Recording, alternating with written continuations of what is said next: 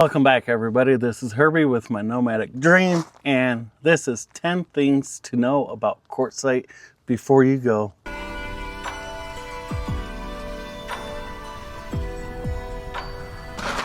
So let's get into it. I have written down some notes, which I never do. So the first thing is Quartzsite BLMs versus Quartzsite LTVAs. Huge difference. One is free, 14-day parking, camping. The other one being LTVA, that is a permit. Currently, the LTVAs are $180 for the whole season, September 15th to April 15th. And you don't have to move your rig at all. For the BLM lands, there's 5 of them. And the way those work is you actually go to that area. There's a person there. So if you want to camp there, you're going to have to talk to them, get a little piece of paper for your rig, and you're set. So the BLMs are Plamosa Road, High Jolly, which those are north of town. Roadrunner, which is south of town. Dome Rock, it's west of town. And there's a rock formation there that looks like a dome. And then to the east, Scandon Wash. The LTVAs in the Quartzsite area are La Posa West, North, South, and Tyson Wash. If you are camping in the LTVAs, you will have access to water fill, trash, and dump stations. Each LTVA has its own trash dumps. La Posa South is the only LTVA with water fills and a dump station. La Posa South also has a Blue Boy dump station, which is only for the portable waste tanks. Not for like my bus, not for like a travel trailer, just for the pull behind Blue Boys. Number 3, this one seems to be on everybody's mind, and that is internet and phone service. For me, I have Verizon, and last year I didn't have any issue with just my normal phone service, except during the month of January when that mass influx of people come in for the big tent event. A lot of other nomads do use other type of Wi-Fi boosters and stuff like that, Starlink, which I do have a Starlink, and I'm thinking about actually using it this year just so that I can download these videos a lot faster. I can go from 2.5 hours down to like 30 minutes. So that's huge. One other way to get Wi-Fi is by going to the public library. A lot of nomads go there just for that. I've done it, and personally, I don't see how it's any faster than using my own phone. So there's that. Number 4 is Quartzsite weather. It can get really, really windy. You want to tie down anything that you have outside, whether it's a tent, a rug, your chairs. Pay attention to the weather. It will save you a lot of money, especially your solar panels. If you ground deploy your solar panels, you want to anchor them to the ground some way, somehow, because that's a huge price to pay for not taking the proper procedures. It does have mild climates. Around October 15th, it starts getting into the mid 80s, and it drops until about March when it starts getting warmer. For clothing, I wore t-shirts and shorts all winter long, hoodies as well. So it ain't something that you're necessarily going to need like a big winter jacket for. So right now, September and October, it's hot. It's still in the upper 90s, low 100s. It doesn't start cooling off until about the first week of November. And then it gradually gets colder and colder. I think the coldest it got during the day last year was maybe 52 degrees, which didn't last long. By like 9 a.m. it was much warmer. Number 5, boondocking safety. When it comes to Quartzsite, there's really not much to really worry about. The one thing that I tell people that are new is get to know your neighbors. If you know your neighbors, then you have a sense of who they are and what they are about. Camping groups, if you've been to Quartzsite before or if you're new, meet people, make friends, and then every year after that it just gets easier and you're less worried if something's going to happen to your stuff outside.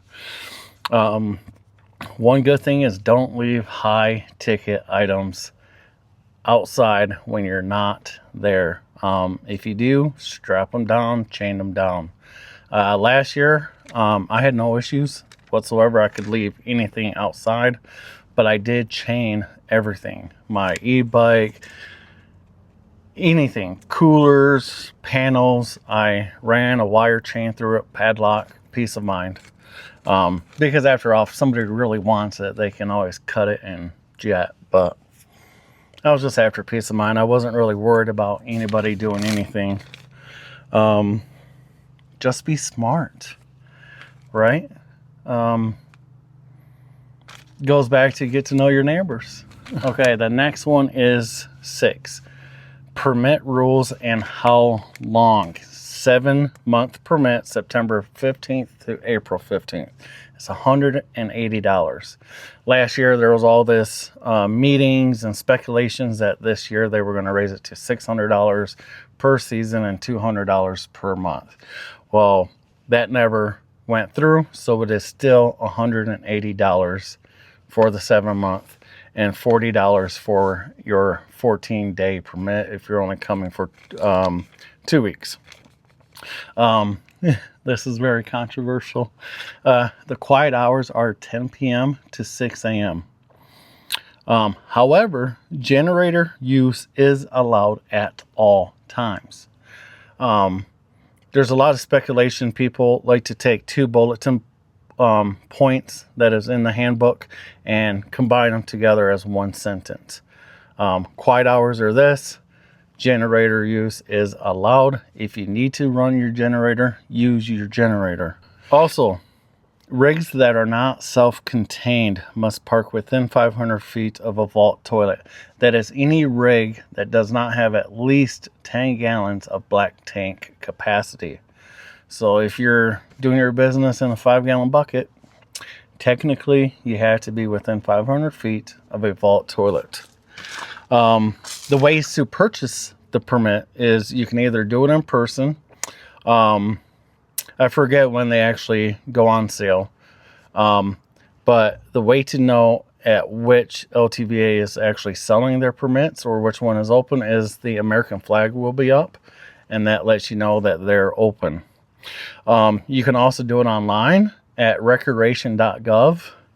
So you can actually pay for your permit. It does cost an extra $10 because it's online. But you just take that printout, take it down to them, and they'll give you your stuff after you give them some more information. Another big one is that if you are camping in the LTVA, there is a 15-foot rule that you cannot camp within 15 feet of another person's rig. Not their camp, their rig. There's thousands of acres out there. Find your own place. You don't have to be right up on somebody else's area. Yeah, it's everybody's land, but you still do not want me coming to your backyard, parking my bus. And so, you know, it just be courteous. Because there's more than enough area for everybody out there. Let's see what's next. All right, number 7 for all the ladies out there that like to go shopping, and for everybody that needs to work on their RV while in Quartzsite, is number 7, shopping RV supplies and propane. 3 grocery stores now in Quartzsite. You got the Roadrunner, DG Market, Coyote Fresh. Those are the 3 stores where you can get basic foods. Coyote and of course the other Roadrunner, they will actually have like more like food type stuff, like more fresh goods, more meat, stuff like that. They do have a couple dollar stores. They got dollar stores, which are Family Dollar, a General Dollar. So they got $2 stores. For all the people that need to work on the rigs, you do have a few options. RV Lifestyles, K&B Tools, along with many tents that will be all over Quartzsite that will be selling RV parts or hoses or fasteners, whatever you need. There's a place there that has it. If you need to work on your solar, you got two places, Discount Solar and Solar Bills. I've heard really good things about both of them. I haven't heard really any negative. So that's up to you to figure out which one best suits you. They do put in wiring, panels on your roof. They do everything. And then you got 4 options for propane to fill your bottles, not to go exchange, but to fill it up. That's RV Relief, Pit Stop, Patties, and RV Lifestyles. I prefer both Patties and RV Lifestyles because it's super easy, and I find that their prices are pretty much the best. Because after all, we're doing this lifestyle to save money, and when we want to spend money, it's to see something cool. The next one is what everybody has been asking on social media right now, and that is when to get there. For me, I'll be arriving sometime in the 3rd to 4th week of October. So I got about 29 days before I leave here on October 15th, where I'm going to start making my way down to Quartzsite.